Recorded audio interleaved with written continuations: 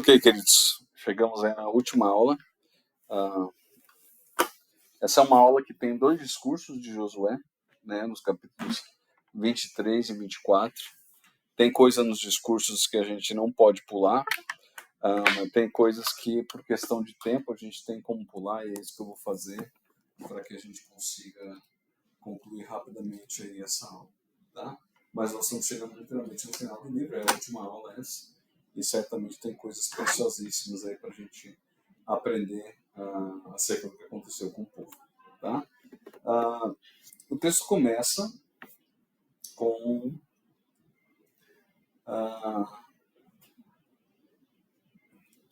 dizendo que chegou o tempo, né? Passou muito mais tempo. Lembra o capítulo 13, versículo 1, a gente tinha falado que muito tempo depois, e ali Josué tinha cerca de 85 anos. Agora a gente vai ver, inclusive ali no capítulo 24, que ele estava com 110 anos, tá? Então, a gente vai ver que passou o tempo e a coisa tem um jeito natural de acontecer, né? E uma geração morre, nasce outra, e chegou o tempo de Josué morrer. E Josué sabia disso, e por conta disso, e por conta dele ser um bom líder como ele era, ele queria se certificar de que o povo não ficaria sem instrução, tá? Então a gente tem esse começo aí de instrução. O que acontece? Eu vou ler essa primeira parte, tá? Vou pular um slide, eu vou só mostrar o slide para você, mas eu não vou ler por conta de tempo, porque ele faz uma recapitulação da história de Israel toda, mas eu vou explicar a importância disso, para a gente não deixar passar batido. Passado muito tempo, depois que o Senhor concedeu a Israel descanso de todos os inimigos ao redor, Josué, agora velho, de idade muito avançada, convocou todo Israel com as autoridades, os líderes, os juízes e os oficiais, e lhes disse, presta atenção que ele convocou com todo mundo, tá? Como assim? Não há desculpa, todas as pessoas importantes e de cargo liderança estavam ali ouvindo aquilo que o Josué estava falando. Estou velho com idade muito avançada, vocês mesmos viram tudo que o Senhor, interessante, o seu Deus, é uma expressão que vai aparecer 13 vezes aqui nesse discurso, fez com todas as nações, por amor a vocês. Foi o Senhor, o seu Deus, que lutou por vocês. Lembre-se que eu reparti por herança para as tribos de vocês todas as terras das nações, tanto as que restam como as que conquistei entre o Jordão e o Mar Grande. Ele está falando do Mar Mediterrâneo, ao oeste. O Senhor, o seu Deus, as expulsará da presença de vocês. Ele as empurrará diante de vocês e vocês se apossarão da terra delas, como o Senhor lhes prometeu. Façam todo esforço para obedecer. Olha a chave aqui, né? E a gente já viu na aula anterior que alguns não queriam obedecer. Tudo que está escrito no livro da lei de Moisés, sem se desviar nem para a direita nem para a esquerda. Nossa, parece que ele ouviu essa orientação e agora ele está passando adiante, né? Não se associem com essas nações que restam no meio de vocês. Não invoquem o nome dos seus deuses, nem jurem por eles. Nem lhe prestem cultos. Nem se incline perante eles, mas apegue-se somente ao Senhor, ao seu Deus, lembra que eu mencionei? Como fizeram até hoje, tá? Aí de 9 a 13, ele vai fazer deixa eu ver se é nessa aqui. Não é essa aqui, é no próximo capítulo, desculpa. O Senhor expulsou de diante de vocês grandes nações poderosas. Até hoje ninguém conseguiu resistir a vocês. Um só de vocês faz fugir 1000, pois o Senhor, o seu Deus, luta por vocês conforme prometeu. Por isso, dediquem-se com zelo a amar o Senhor, o seu Deus. Se, todavia, vocês se afastarem e se aliarem aos sobreviventes dessas nações que restam no meio de vocês, e se casarem com eles, se associarem com eles, estejam certos que o Senhor, o seu Deus, né? Percebe que esse seu Deus não é apenas um Deus dos momentos bonzinhos, mas é um Deus também que pune quando precisa, já não expulsará as nações diante de vocês. Ao contrário, elas se tornarão armadilhas e laços diante de vocês. Gente, isso é o que a gente vê em Juízes. Chicotes em suas costas, espinhos em seus olhos, até que vocês desapareçam desta boa terra que o Senhor, o seu Deus, deu a vocês. Então, o que Josué está fazendo? Está chamando eles a um compromisso com Deus. Assim, é o seguinte, Deus lutou por vocês até aqui, Deus direcionou os passos de vocês até aqui, não vacilem. Agora, versículo 14, estou prestes a ir pelo caminho de toda a terra. Vocês sabem lá no fundo do coração da alma que nenhuma das boas promessas do Senhor, o seu Deus, lhe fez, deixou de cumprir-se. Todas elas se cumprem, nenhuma delas falhou. Eu creio que esse seria o versículo-chave do capítulo 23.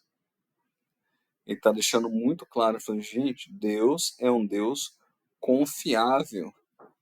Ele está falando acerca do caráter de Deus. Do caráter de Deus. Josué está atestando para o caráter de Deus. Mas assim, versículo 15, como cada uma das boas promessas do Senhor, seu Deus, se cumpriu, também o Senhor fará cumprir-se em vocês todo o mal com que os ameaçou. A gente pode pensar em Deuteronômio 28 e 29, até eliminá-los desta boa terra que lhes deu. Se vocês violarem a aliança que o Senhor, seu Deus, os ordenou, e passarem a cultuar outros deuses e a inclinar-se diante deles, a ira do Senhor se estenderá contra vocês, e vocês logo desaparecerão da terra que ele lhes deu. Mas, claro, impossível. Aí o que acontece? Nesse primeiro slide, que é o slide que eu vou pular, eu só vou mencionar, ele faz um apanhado do que aconteceu com Israel desde o começo, desde o chamado de Abraão lá. Recapitulando, de novo, aqui eu diria a fidelidade de Deus.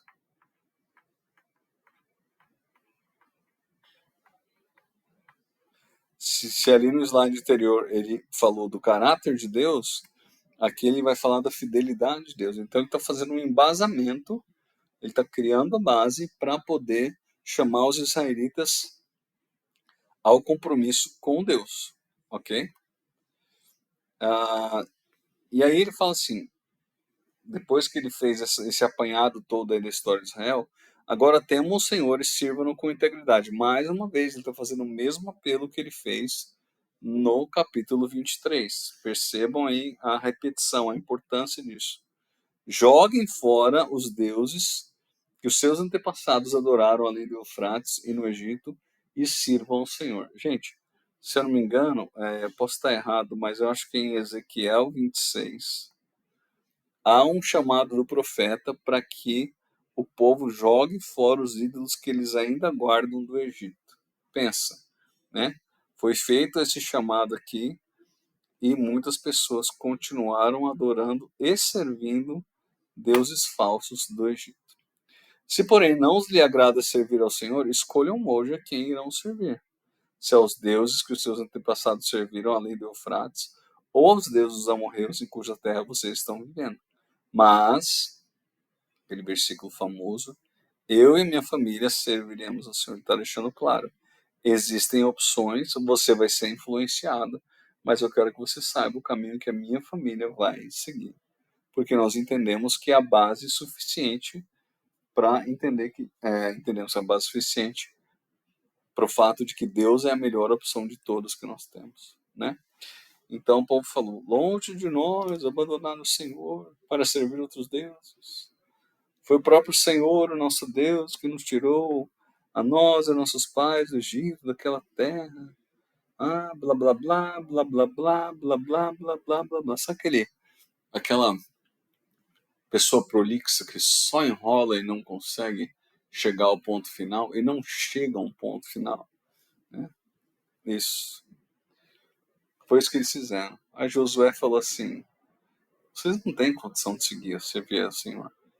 Ele é Deus santo, ele é Deus zeloso, ele não vai perdoar a rebelião e o pecado de vocês. Se vocês abandonarem o Senhor e servirem a Deus estrangeiro, ele se voltará contra vocês e castigará vocês, mesmo depois de ter sido bondoso com vocês. Ele os exterminará. O povo, porém, respondeu: de maneira nenhuma, nós serviremos ao Senhor. Disse então Josué: vocês são testemunhas contra vocês mesmos de que escolheram servir ao Senhor. Somos, responderam eles. Disse Josué: agora então joguem fora os deuses estrangeiros que estão com vocês e voltem-se de coração ao Senhor, o Deus de Israel. E o povo disse: serviremos o Senhor nosso Deus e lhe obedeceremos. Naquele dia Josué firmou um acordo com o povo em Siquém e lhe deu os decretos e as leis. Josué registrou essas coisas no livro da lei de Deus e depois ergueu uma pedra, uma grande pedra ali, ó, né? Mais um memorial sobre a grande árvore perto do santuário do Senhor. Se não me falha a memória, essa grande árvore é onde Jacó enterrou os deuses falsos que ele trouxe de Labão. Agora eu não vou lembrar a passagem bíblica, não vou lembrar mesmo. Mas é interessante essa menção dessa grande árvore com esse compromisso firmado pela nação de Israel. Então disse a ele a todo o povo: vejam esta pedra, ela será uma testemunha contra nós, pois ouviu todas as palavras que o Senhor nos disse. Será uma testemunha contra vocês, caso sejam infiéis ao Deus de vocês. Depois disso, Josué despediu o povo e cada um foi para sua propriedade. E aí a gente termina o livro com 3 funerais, né? A gente tem o funeral de Josué, a gente vai ter o funeral de José, que já estava morto há muito tempo, e a gente vai ter o funeral de Eleazar, que era o sumo sacerdote, tá? Por que eu creio que ele termina dessa maneira falando desses 3 personagens? Josué, óbvio, né? E é interessante você ver que depois que ele morre, ele é chamado de servo do Senhor.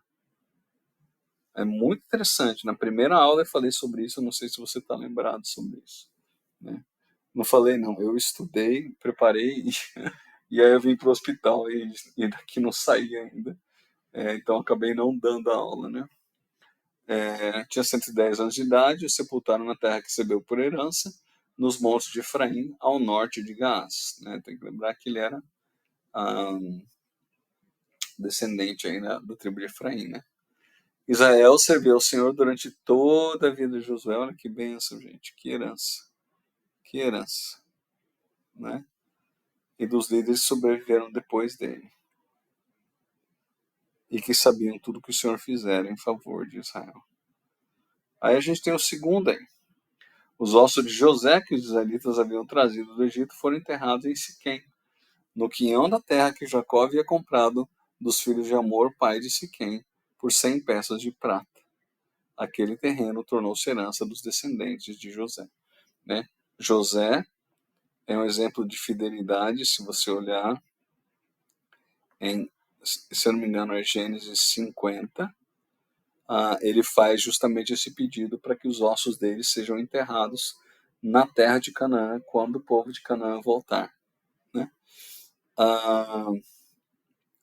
E depois a gente sucedeu que Eleazar, filho de Arão, morreu e foi sepultado em Gibeá, que fora dado ao seu filho Finéias nos montes Efraim. Então, a gente tem aí a menção do sumo sacerdote. Eleazar, ele serviu como sumo sacerdote a Israel, então a menção é importante disso aí.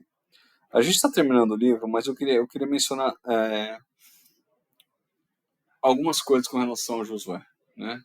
Em primeiro lugar, por que ele foi bem sucedido? Porque ele entendeu, na minha opinião, porque ele entendeu que ele era o número 2 em comando.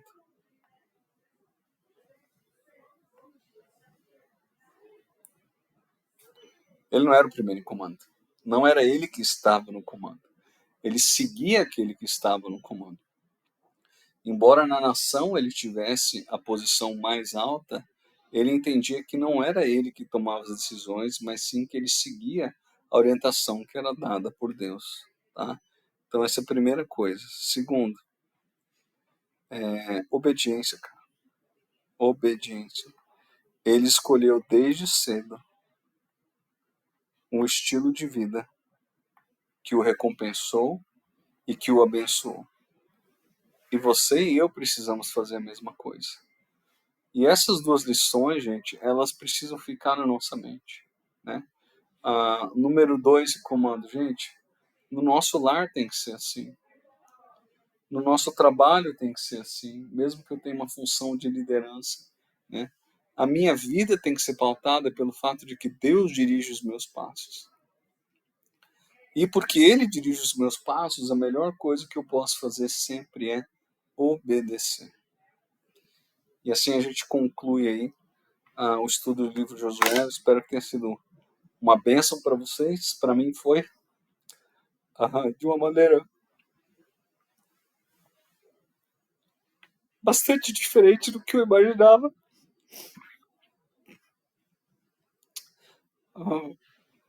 O Josué acho que foi o livro que eu mais gostei de traduzir do Constable. No entanto, aprove a Deus que eu não desse nenhuma aula para os alunos regulares, né? Mas que eu pudesse, de alguma maneira, ajudar os meus colegas professores aí. Mas louvado seja Deus pela sua palavra. Eu louvo a Deus por a gente poder concluir mais um livro da Bíblia, porque isso revela como que eu vou falar? A seriedade com a qual a Igreja Batista de Vila Mariana considera a palavra de Deus. Tem igrejas que não estudam livros bíblicos, ficam apenas em tópicos. E olha a riqueza que a gente tem no material tão simples quanto esse, mas que é verdadeiro. Tá bom? Deus abençoe vocês e a gente se vê em breve, se Deus quiser.